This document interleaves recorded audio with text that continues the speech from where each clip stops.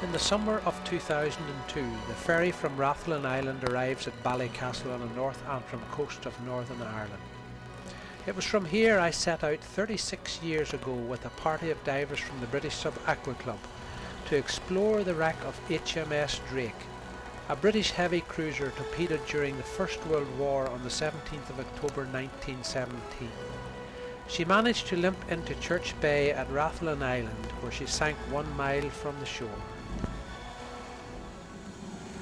At the invitation of John McCurdy, I am returning to the island during their festival week to show a film of the Drake I made during our dives, and to have another look at the island, which is still mainly unspoilt by modern development.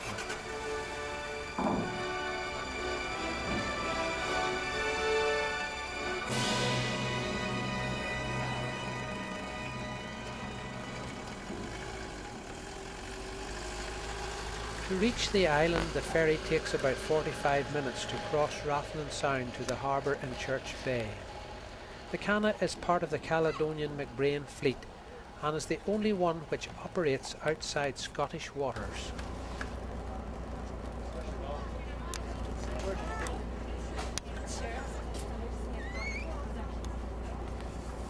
It is crewed by Rathlin Islanders. As John McCurdy oversees the loading, I went up to the bridge to talk to her Captain Richard Green and observe how he manoeuvres the ship out of the small harbour.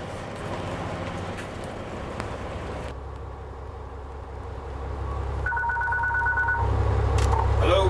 Richard, these two here, but John told me to go as quickly as possible. That's okay. There's some woman we're waiting for her husband too. She must be hard to get there. We do all the painting.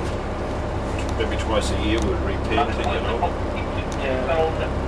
And general maintenance. You do that in October? No, we have oil changes of filters and, you know, the engines continually, you know. So both Board of Trade or Health and Safety or whatever? Aye, we have audits. Yeah. Paperwork audits. Surveys of the vessel while we're on. Hi, Richard. Is that it? Well, that's it. I mean, I just took all the ones that some that weren't fixed, so whoever's can down there, I think that's them all mine, except that girl wasn't down. Right. So that's it. This one here as well. And there's a man running too.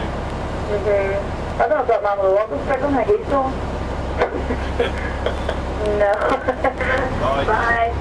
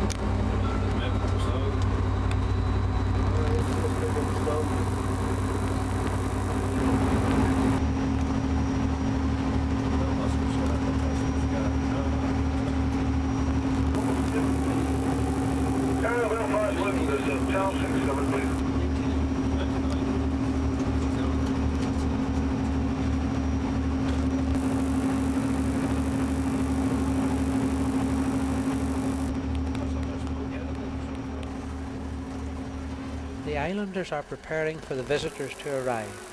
Bertie Curry is waiting with his bus to take passengers to the RSPB West Light viewpoint, and Jennifer McCurdy is arranging the mountain bikes ready for hire.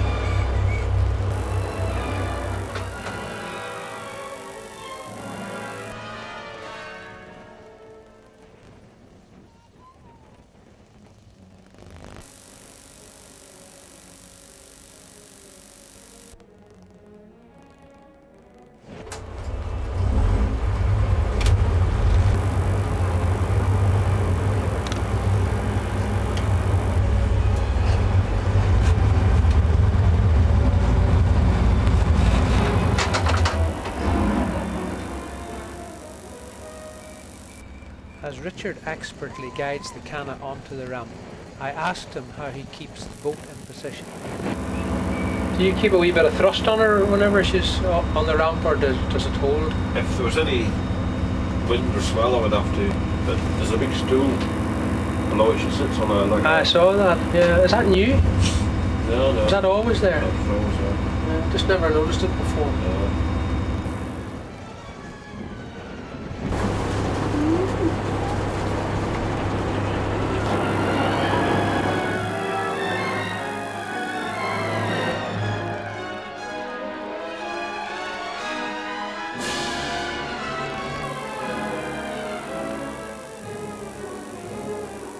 As the visitors leave the boat, the first thing of interest to look at is the Manor house, a handsome late Georgian gentleman's residence, the earliest parts dating from around 1760. It was built by Robert Gage and occupied by his family for 5 generations until 1975, after which it began to deteriorate. A more recent visitor to the island was Richard Branston, who quite literally dropped by in July 1987 while attempting to be the first to cross the Atlantic in a hot air balloon. He later made a presentation of £25,000 towards the renovation of the Manor house. It was restored under the care of the Rathlin Island Trust. The National Trust acquired the house in 1998 and now offers comfortable accommodation and delicious home-cooked refreshments for visitors to the island.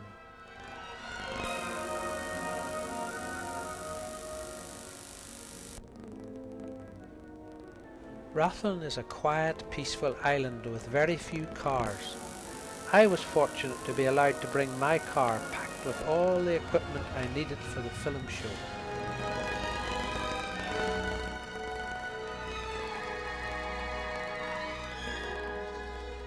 I was staying with Kay McCurdy, who opened the first registered guest house on the island in 1980.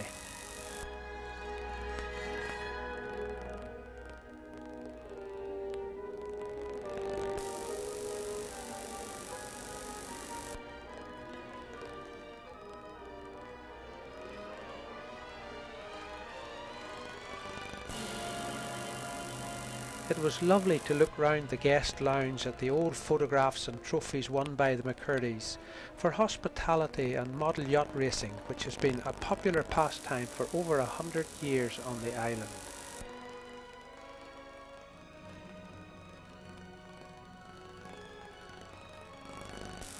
Looking at the pictures of Kay's father-in-law Jimmy McCurdy and his boat the St. Francis brought back memories from 36 years ago, when Jimmy and Paddy McQuilkin took us out to the wreck site of HMS Drake.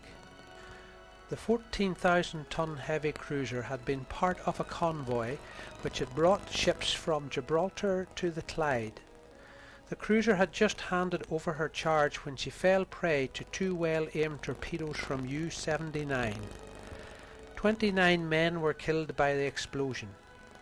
Captain Radcliffe, finding that his vessel could still steam, made for Rathlin Sound and anchored in Church Bay, but the Drake was doomed. Shortly after anchoring, she began to capsize. The capsized Drake's bottom remained on the surface for some time, but she later sank 18 feet below the surface, and since then 3 ships have got into trouble by striking the sunken hull. One of these was the Ella Hewitt, a big fishing trawler. She sank in 1962, and from her hull the divers managed to extract the ship's wheel.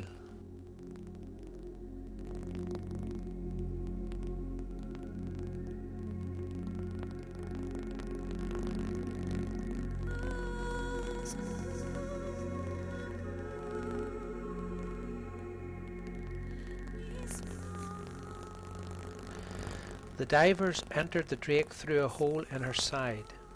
The main purpose of her dives was to cut out scrap copper from the engine room and use it to raise funds for new club rooms in Belfast.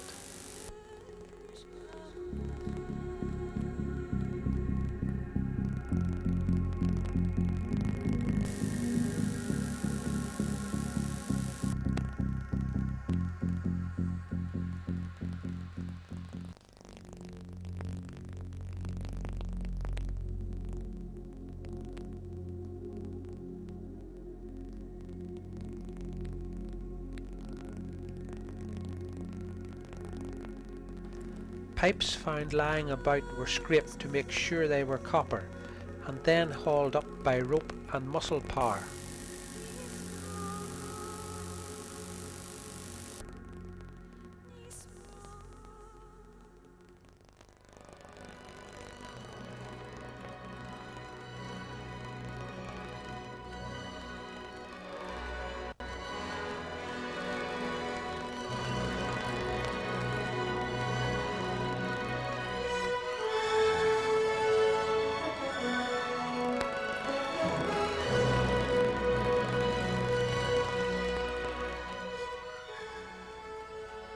Pipes were cut into smaller lengths for ease of transportation, while others were brought to the surface by buoyancy bags filled from the diver's air supply.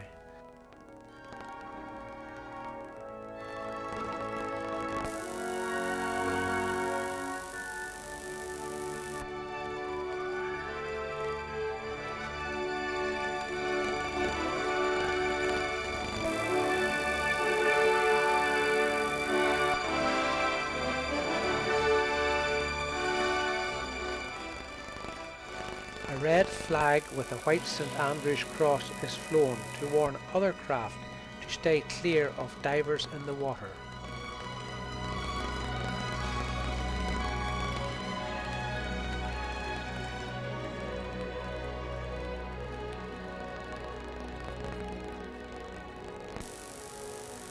From Kay's guest house I took the road overlooking the harbour, and then headed south down the 3-mile side of the L-shaped island towards Rue Point and the South Lighthouse.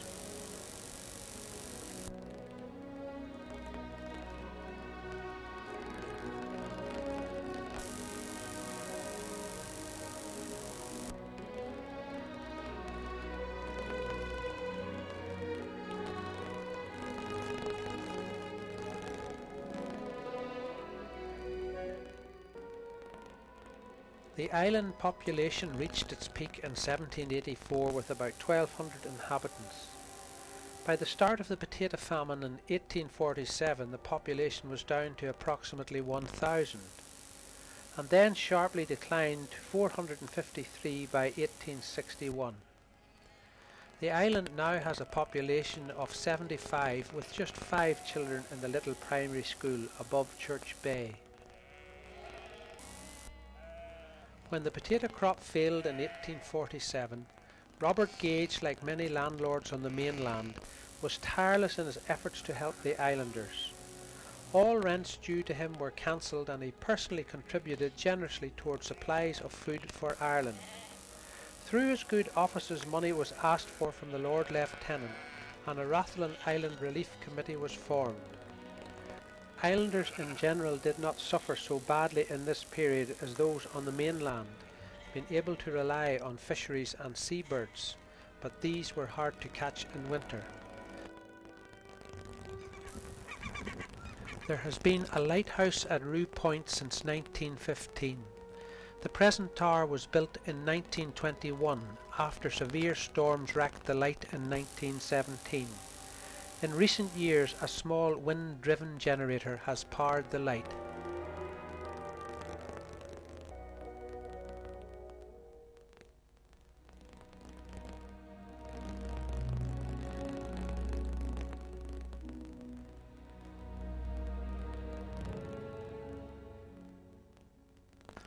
From the lighthouse at Rue Point, I drove to the opposite end of the island to have a look at the nesting seabirds.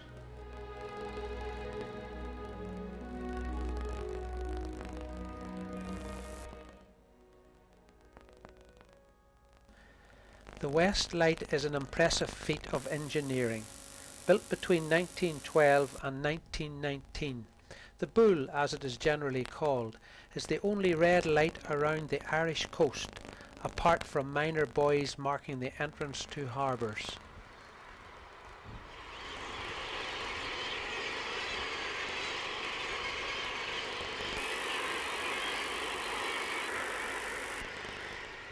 It is here at the west end of the island during June to August you will find 15 to 20,000 seabirds nesting. Their community is a great strident city, so intent on the urgent business of raising its young that it is completely and refreshingly unconcerned with man and his affairs. The colony is a mix of guillemots, razorbills, puffins, fulmars, cormorants and shearwaters.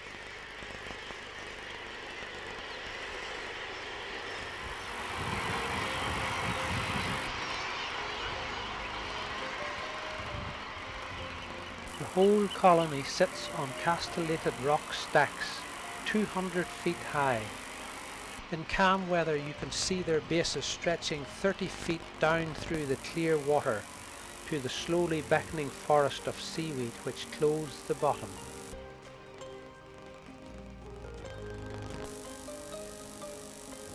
Wind power has arrived. 1992 saw the fruition of the £1 million Rathlin Island energy scheme. 3 slender steel columns were erected on the highest point in the island at Kilpatrick. Each one supports an aero-manned wind turbine, the group supplying 33 kilowatts. Diesel generators are part of the scheme as a standby to cover cams or breakdowns. As night fell, Church Bay was illuminated by the only street lamps on the island.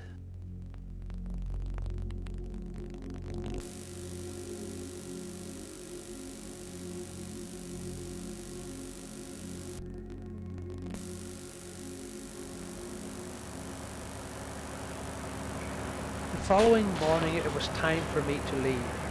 John McCurdy, the ship's engineer, had been up early that morning to go through his checklist before starting the big engines. They were running sweetly now, ready for the crossing to Ballycastle.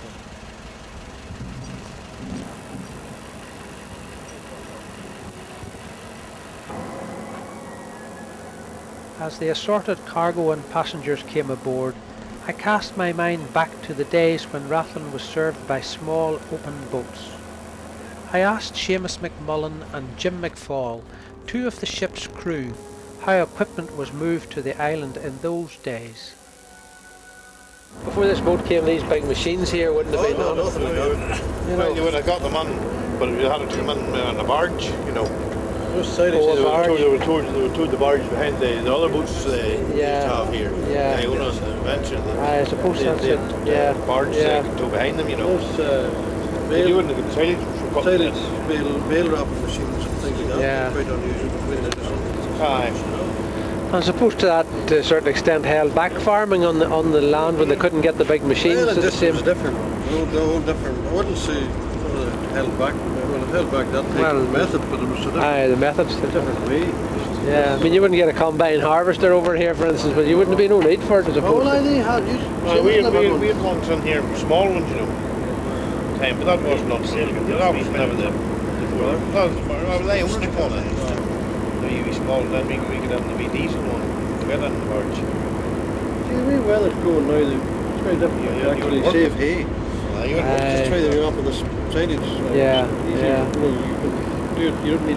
Oh, I know I live in the country and the farmers are really complaining that But actually, get the their- busting off the cattle and out is the one thing that's easier now. You just put a cattle Yeah. trailer on.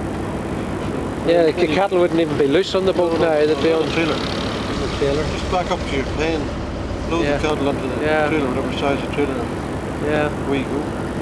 Of And course, puts a brave expense on to it because I mean a trailer load like that Yeah. would cost a lot of money It does. compared to the passengers. no, it's cheaper. It's cheaper to boat that way than when the venture and the owner were doing them. It was up to nearly £10 a head for cattle. Is that right? 11.50 the festival. And you can send a cattle trailer out for the price of a car. Can you? Single. Depends unless it's really big. But you know, the cattle trailer you Aye. can put after a jeep. Aye. Take maybe 7 or 8 cattle. Aye. £7.50. 7, and you can have 7 or 8 cattle. Oh, well, a car's more than £7.50. It's too rich. You see, it's island rates. Oh.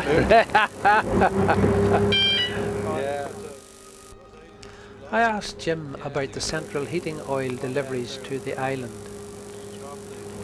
The house fills up the tanks. Some of I, this handling it. I suppose you all have to agree to take the oil at the same time then when the tanker comes you just over. ring up with your order and whenever he's enough to fill the tank, you have to get a full tank load. He comes, he's usually coming about once a month. So you just know, you don't let yourself run out, you don't No, protect but I mean all the islanders would, well a lot of them would hope to get it at the same time. He wouldn't just come over to fill one person's tank. No, he wouldn't do that because it would be too expensive. Yeah, Because he has to put a penny or something to leave it on. yeah. To cover the cost of an order, you know. That's right. I think it's enough customers. John was telling me that whenever he's on board you can only carry, what, 12 passengers or something like that because of the post-border trade regulations or whatever. Yeah. Oh, these real for a reason. He does Oh, so you come in the last run of the evening, so you don't have passengers in anyway. Yeah. Deliver around all evening and night, go out with the next morning, you stay overnight. It gives people a bit of space and time, you can work away there. Yeah, you can do his deliveries in the evenings. Yeah.